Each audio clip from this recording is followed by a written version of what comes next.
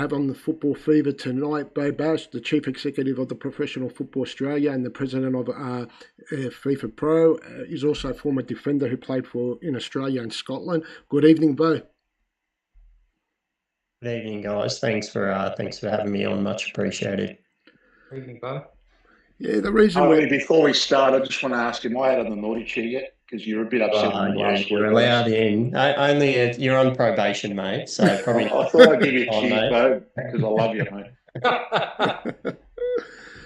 Beau, we wanted to get you on the show today. As we know, right now the A-League operates under a soft salary cap. That means each club has 2.6 million cap, but they're allowed to spend beyond their signing two marquee players, adding scholarship players and using various allowances and so on. There's been a lot of talk about now the APL is proposing a hard salary cap locked in around 3.5 million with no exceptions and so on. What are you hearing about this, and what are your thoughts about moving to a hard salary cap over the soft salary cap we're running at the moment? Look, that proposal certainly hasn't been tabled with us, so that may be the position of the APL, but we certainly haven't got that far in negotiations. There's been preliminary discussions around how we get to an agreement. There's sort of 16 months to go on the current deal. What I'd like to think is we are able to zoom out and take a bit more of a macro view around where are the league's finances at, what's the strategy for the league, and how do we build a labour market that not only gets us through this sort of challenging time, because I think we all know the economic discussion is going to be a challenging one for this next negotiations, but how we build a model that can, in 2-3 years' time, see significant growth, significant security for club owners who've invested significantly into the competition, and give them more confidence going forward, and increase the ability of our league to attract and retain talent. So as far as sort of hard salary caps, luxury taxes, removal of salary caps, all those sort of things, we certainly haven't got to any of those discussions. And I'd like to think that the starting point will be actually around what does the league need to achieve, and how do we sort of get a detailed understanding of the financial health of the competition as well before we move into that. Because you would think it would also probably would it affect the central bargaining agreement as well if something like that came in as well. That would have to be looked at as well. Yeah, look, in terms of for next year, none of that sort of change can't come in for next season without our agreement. And certainly to the APL have said to us that we want to make sure we've got enough runway to have a really comprehensive discussion around the league. So I think we've all agreed we'd love the league to be in a stronger financial health, and for players to have great careers, they need to be operating in a great industry. And there's a bit of work to do to be able to get the competition into a position where it can offer great careers for players, but also importantly give the owners certainty to continue to invest into clubs and into the league more broadly. Tony, what would that mean? Like, you're close to, what would that mean for contract squad sizes, future earning capacity across the league if a hard cap was introduced? Look, I believe that we've got to find a happy medium and a happy balance, and I think all stakeholders need to be on the table, sit around the table, PFA included, players and clubs. We can't go from one extreme and another. We can't sit there and disregard the owners' pain. Like I said, they probably lost about 50 million last year, and that's not including the APL. That's unsustainable. I think with respect to any proposed hard cap, I think it just can't be hard. It's got to have some flexibilities and maybe some, I suggested earlier, maybe, it's, for example, 3.5 million, but there's one or two different trading mechanisms that some clubs then can exceed that. I also believe there's got to be a central APL where we reclassify marquee. In other words, the game or the APL can issue marquees if they think it's a Del Piero or Dwight York level. We've taken the mickey out of the word marquee and we've misused it, created onus on players that really should never be called marquees. So there's some flexibility. I am acutely aware that the owners today are struggling. And I'm acutely aware that despite their financial struggles, that a lot of them are investing. We saw only last month, MacArthur announced that they're going to build a home of excellence. We know Sydney FC they've gone to Macquarie. We know Ledra and Melbourne City have got their own facilities. So people are investing. I think the biggest challenge that we all have, and the responsibility of the PFA and stakeholders like agents and all that, we have a responsibility to work with the clubs, and we also have a responsibility as a collective to pick the low-hanging fruit. Beau and I have often discussed the possibilities of doing a roadshow and talking about the benefits of the A-League, and some of those benefits are not being maximised. People talk about player development. We're starting to see it now. So that's one benefit. Our connection to Asia should be a benefit for overseas investors. They shouldn't just look at the TV revenue and say, well, your TV money's no good, so I'm not going to invest. They should look at the opportunity of exposing their clubs into Asian markets. They should assist with some of their infrastructures where we go and develop and identify and take our neighbours' talented players, like I said in the past, Indonesia, Vietnam, because we've got communities here that will support these players, because just like the old traditional Greek, Italian, Croatian, Hungarian clubs were developed out of the back of their communities. We've got all these communities that aren't rugby league people, they aren't AFL people, but we're not engaging with them, we're not communicating with them. And that's not hard to do. It just requires a collective planning system and an approach system. I mean, I wish the APL and Football Australia focused on those communities as much as they focus on those yellow lines and all those other supportive things that they want to talk about, while alienating the traditional rusted-on football fan. I think a couple of points with that too, Tone, as well too, that's relevant is in Australian football, we will spend a lot of time focused in on what isn't working or what we don't have, and we rarely sort of go back and look at what has worked. So if you look at the success of the 2015 Asian Cup, that was largely built around deep connection into community, understanding community leaders within there, connecting the sport into those communities at the diaspora as well. And that was done incredibly successfully, and the competition was all the better as a result of that. So we've just spent a heap of time speaking to A-League fans through fan focus groups, a really comprehensive survey as well too, so we could understand how we build those deep connections with fans. And what we heard, particularly in relation to the A-League men's, was atmosphere is vital. People come because it's a great atmosphere and it offers something very different to the other sports. So that's something that we know we need to safeguard and prioritise. We also know that community is really important. So to Tony's point that he just made of connecting in and being a net contributor in those communities and making sure that football is showing up day in, day out to help make the lives of people in those communities better. And then when we sort of look at sort of ownership and all those sort of parts, sort of building off, how do we build a model that allows clubs to have the certainty to go and deeply invest in their communities as well too? And the league has come a long way. Certainly when I played, there weren't training facilities like there is at Western Sydney nor at Melbourne City and others. So we made a heap of progress. Our challenge is now, how do we continue to build off the back of that? And what's sort of emerged over the last couple of years that I'm really excited about, which we weren't discussing in the last collective bargaining agreement, were transfer fees. That was, Tony can attest to that. It was minimal international transfer fees as little as sort of 3 years ago. The Asian Cup prize money, Asian Champions League and Asian Champions League Elite. So these revenues associated with success in Asia are far higher than what they were as well. And also building off the back of club benefits, World Cup benefits as well too. So there are more and more incentives now that are available. The task is for us now in a sort of new world, how do we build an economic model that creates 13 strong A-League men's clubs, 12 strong A-League women's clubs with these opportunities that weren't there before as well too. So that's something that I think is really exciting about the future. Well, we can't build on it when we're too busy taking pot shots at each other and talking anything negative about our game that we can.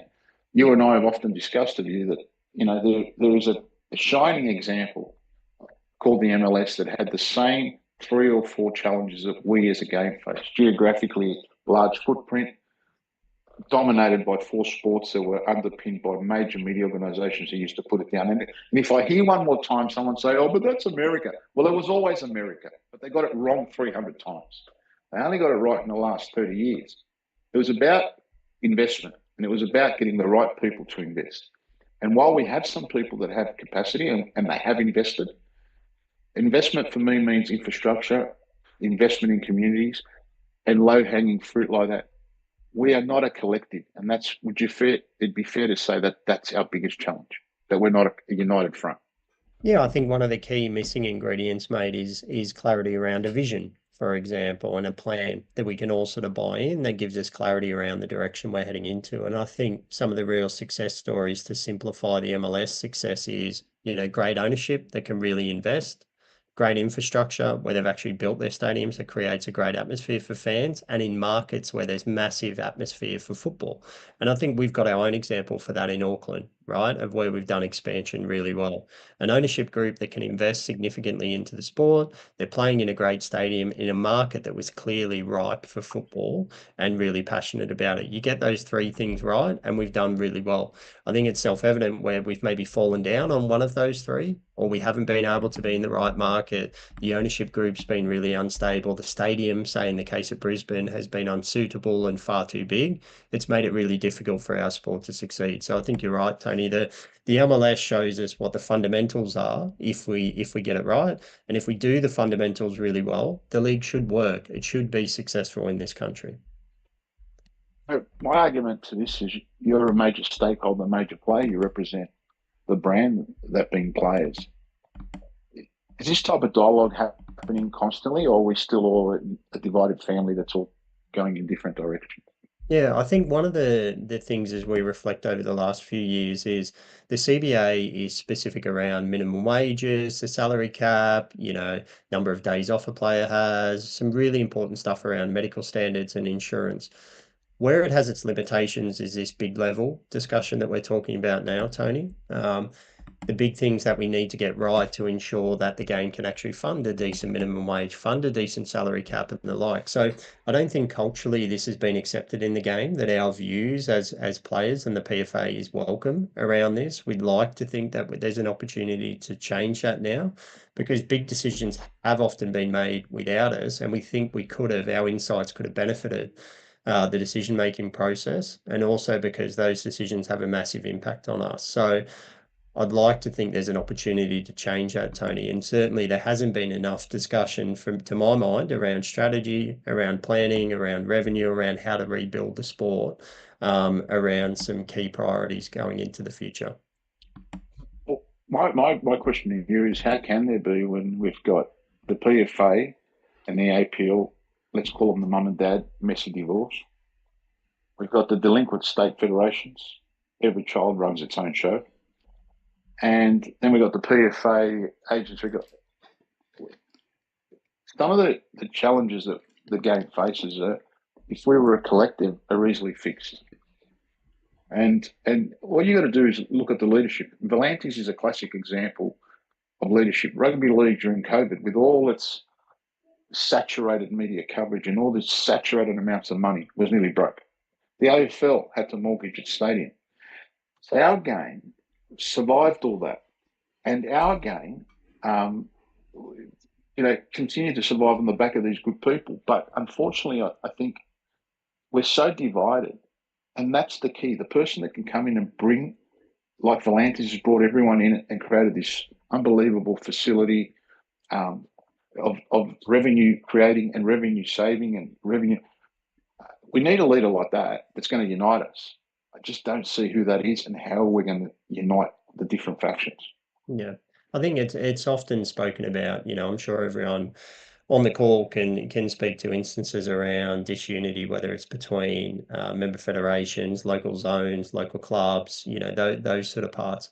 I think that is a significant challenge and has been pointed out for a long period of time. But I don't think we're the only sporting or football country in the world that's challenged by that. I think the key part is, in an environment like that, you need to have, to your point, Tony, absolute clarity around what matters and really pursue that. And I think momentum around those sort of things allows the game to be able to unite around some key parts. I think if you said to most people what matters, they would say the national team matters. Success at international tournaments deeply matters to Australian football, a thriving domestic league. So I think you get agreement around that. But then you look at how the sport operates, what are the incentives to reinforce that idea? So when we qualify for a World Cup, who benefits and where does the money go? How does that impact the sport? When somebody goes deep into the Asian Champions League, when a player is sold overseas, how do we create a model that means that not only are we sort of philosophically aligned with each other, but actually it's self-reinforcing all the time. So I think there's a big opportunity around that. The governance model is a challenge, But I think if you start doing those things, some of those tensions around the governance model should lessen at least, mate. Can I Do you just think? sorry, Tony. You go in. Yeah, just back on the revenue and in terms of the league and how the league, owners are tipping in the money and losing money in the league. I think one thing I always get asked is, where is all this money going for? I've recently had family friends of ours just enroll or register their young 8-year-old in the local park soccer team, and they were absolutely gobsmacked at the amount of rego fees that they had to pay, and sort of explained the process and how it's always been like that. And I'm the same boat with my sister. My daughter plays at NPL1 level, and I'm pretty sure I don't need to tell you guys what sort of rego fees you're paying at that level. But that whole revenue stream and where that money is going to, because the clubs cry poor and say, well, let's go on up line to Football Australia. We don't see any advertising around the A League, But you're confusing it, Andy. I've got to stop you there, mate. Yeah. You're confusing some daddy daycare centre organisations in the various state leagues.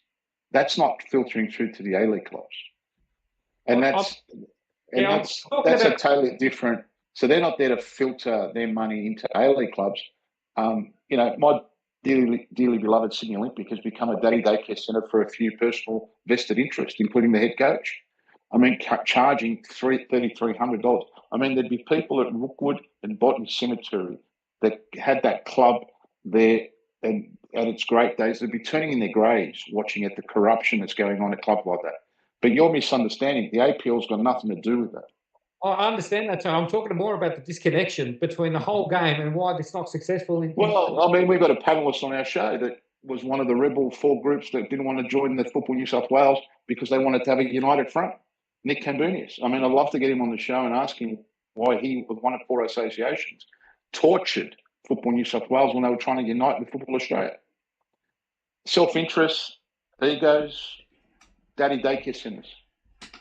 I think too, Andy, if you come back to what you said there around, it's really important to tackle the issue around cost of play. So for a lot of people, they can probably afford it, but then there'd be equally a lot of people that can no longer afford to send their kids into these high performance programs. And that's a massive issue for the sport, even if we're missing out on one kid. I always think of Mile Jednek dragged us to a World Cup in 2018. Imagine if Mile had been priced out of the sport, the fortunes of the sport would be vastly different. So we need to come up with a model that can actually support people that can't pay to play the sport.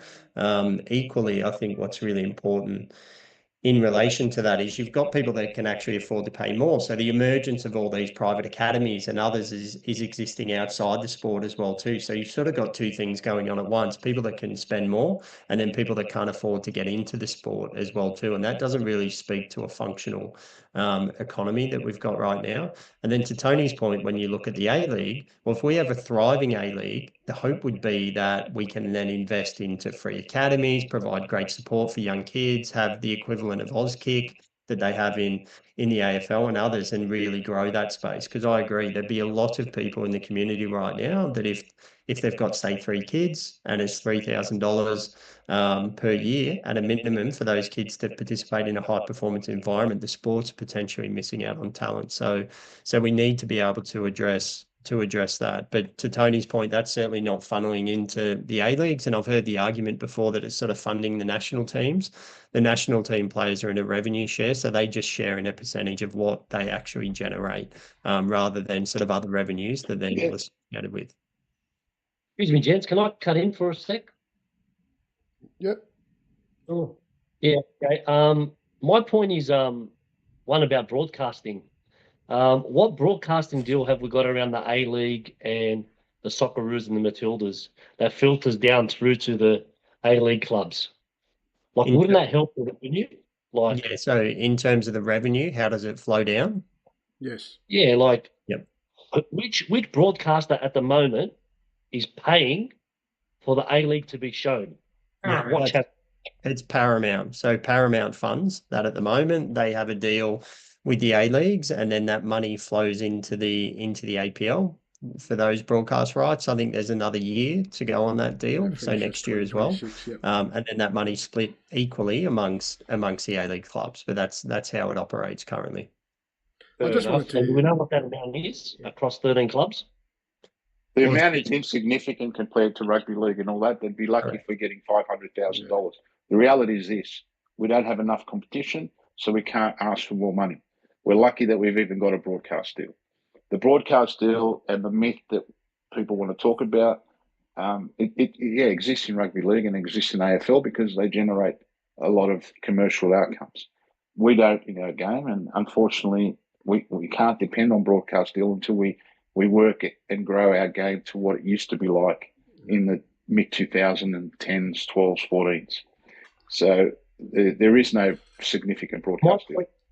My point is this: if we try to get 13 clubs all on the same playing field and all successful, it'll take a very, very long time because it doesn't happen. Nowhere across the world that happens. Nowhere. Nowhere have you got 13. No one's suggesting that. No one's suggesting that. Everyone's trying to. You're missing the point. It's not about individual clubs. It's about the APL, and it's about uniting the front so we have one voice. So when we go to government, we can talk to government as one voice. At the moment, Football Australia's going to government, APL's going to government, federations are going. We're not one voice. That's what Volantis has achieved with the National Rugby League. Correct. Just I agree with you. You need to be. Just a quick point. A lot of people talk about those fees. I know we don't want to get on those fees, but we talk about $3,000. But people forget it's over 30 games. You're getting kids to play, especially in the youth league youth league program. They're playing over 30 games. If you look at the cost, it's probably about $100 a week. But they're getting 3 nights a week training.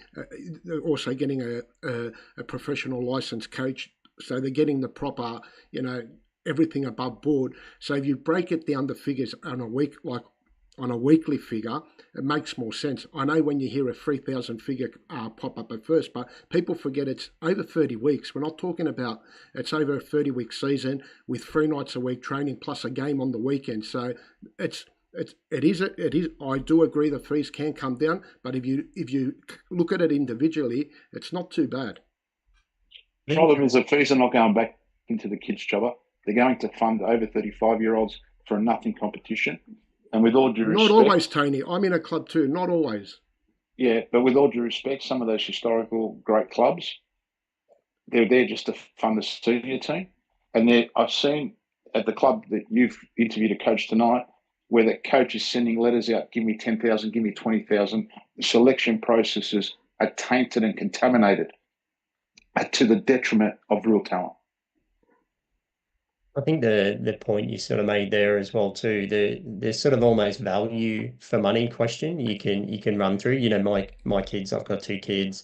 Some of them, learn an instrument, do dance, do whatever, do swimming lessons. It's all pretty expensive. Correct. To be fair. There's a lot of cost associated with that. My oldest plays football, and she's just in an under 12 community program, and that's reasonably sort of cost effective. But I think what matters most is, regardless of sort of being able to stack other sports against each other, if we're saying that many within the community can't afford it, if it was $1 and they're unable to afford it, well, then it's $1 too much. And I think that's the challenge we've got. Who are we missing out on? A lot of the successful, if you look at our junior national teams, we've got a heap of asylum seekers, migrants and others coming into the sport. So we know that accessibility is really important. They're often coming from really difficult socio-economic backgrounds. So as a game, we need to sort of come up with a solution. And that doesn't necessarily maybe mean that it's free for everyone, but that means there's a system that can flex for those that can't afford it to be able to get into the sport. And for others, that can afford it, I'm fortunate, I'm in a position that I can afford to pay for my kids' fees. I think it's fair enough that I do pay around that, but for those who can't afford it, we need to come up with something to get them in, because as I said, imagine we're at a point in the future where we just miss out on a World Cup or what have you, and the basis of it was that kids couldn't afford to play football. That would be pretty devastating. 100%. Beau, thank you for your time tonight. It's been excellent. I know you're travelling as well, going to club from club, and you gave us your time tonight. Really appreciate it, and we're loving the work you're doing with the PFA. You're doing a great job, and just keep it going. And hopefully, No like worries. you said, the futures only can look bright. Hopefully, I hope so. And Tony, we'll get you off the naughty step, mate. Now I promise. I love you, Beau. I know, mate. Thanks, I appreciate it. Cheers, guys. Thank you. Thank Take you. care. See you guys. So. Well, Beau's doing a great job, as we know, Stealth, and he's in one of the hardest jobs he can be at the moment. And like he said, to try and unite governments, PFA, APL, it's just a big task. It's an enormous task. Beau and his crew are doing a great job. In fact, they're probably one of the most efficient, in my opinion, organisations. There'll be clubs now that will want to stab me for making that statement. I've had a lot to do. I see the crisis meetings and how they deal with players, Australian players that get caught out overseas, and how they rally. No time is a burden for them and the legal team, and a lot of the education programs they put together. I just would like to see the PFA communicate more with the clubs, and that's where they can jointly find solutions, because they're both important stakeholders in the game. But he's a good guy. He's a football guy. He cares about the game. He loves the game, and yeah, he's doing his best. Can you elaborate why you were in the naughty chair, mate? Or is he ever out of the naughty chair? Is he ever out of the naughty chair? We know that. We know that. I mean, I'm in the naughty chair with some of your cousins, right? I'm in trouble with them. Stealth. We've got here, but we can all agree on. We've got some really passionate people that really love football, and we all want to see it progress in the future, in the near future. You know, we want the A League to be doing well. We want the W League to be doing well, and hopefully, you know, everyone can unite and be on the same front.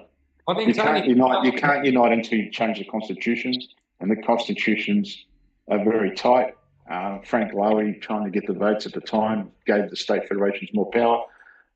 We're a divided race. I think it's almost like one particular part of the business has to grow to force the others to follow. And I think you hit the nail on the head before. I think a majority of it, unfortunately, comes down to egos. I mean, I see it at club level, and the politics that goes on, the egos involved, it's just ridiculous. And can you imagine that?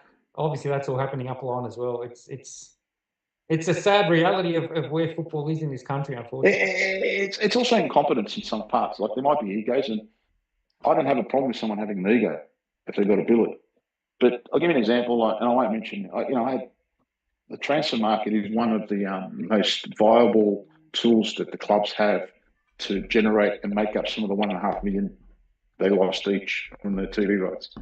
So when you bring international guests, and I brought 2 from the MLS, and they've left a few $1 million on each occasion. And you say to clubs, I've got this international guest, and they don't know how to cater for them, with the exception of a few. A few have done it properly.